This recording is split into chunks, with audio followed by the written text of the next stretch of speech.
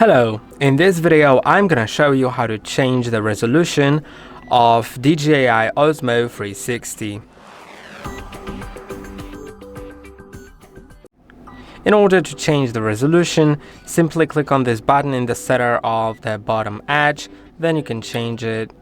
In my case, I can now set it to 30 or 120 megapixels. Slide down from the top of the screen to go back. If I switch it from panoramic photo to panoramic video, you can see now I can change the resolution to 4K, 6K or 8K. I can also change the FPS.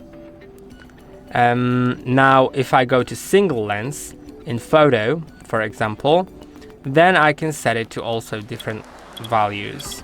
So that will be about it. And also you'll notice how the megapixels here are actually aspect ratio. So now it's 12 megapixels. You can see that when I set it to 30, it's gonna look different. And that will be about it. I hope that this video was helpful. Don't forget to like and subscribe. See you in the next one.